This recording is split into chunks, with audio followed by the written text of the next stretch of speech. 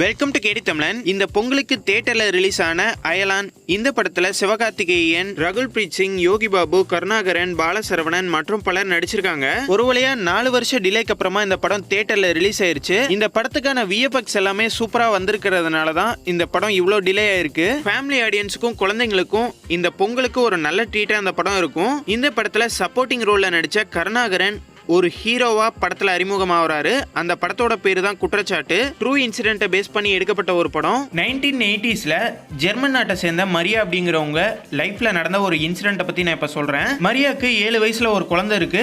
அவங்க 2 பேர்த்துக்குள்ள நடந்த ஒரு சின்ன சண்டையால அந்த குழந்தை கோச்சிக்கிட்டு ஸ்கூல் ஃப்ரெண்டோட வீட்டுக்கு போகுது. சரி, குழந்தை அங்கதானே போயிருக்கு அப்படின்னு இவங்களும் அசால்ட்டா வெட்டுறாங்க.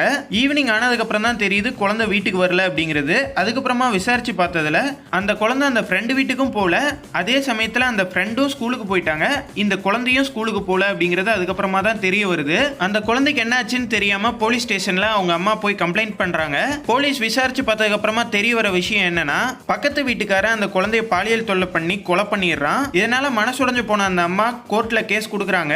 2 தடவை கேஸ் கொடுத்துமே அவன் ஈஸியா ஜெயில விட்டு வெளியே வந்துடுறான். அவனுக்கு எந்த தண்டனையும் கிடைக்க மாட்டேங்குது. இதனால 3வது தடவை கேஸ் கொடுத்து 3வது தடவை விசாரணைக்கு வரும்போது மரியா கோர்ட்டுக்குள்ளேயே கன் எடுத்துட்டு போய் அவனை சுட்டு கொலை பண்ணிடுறாங்க.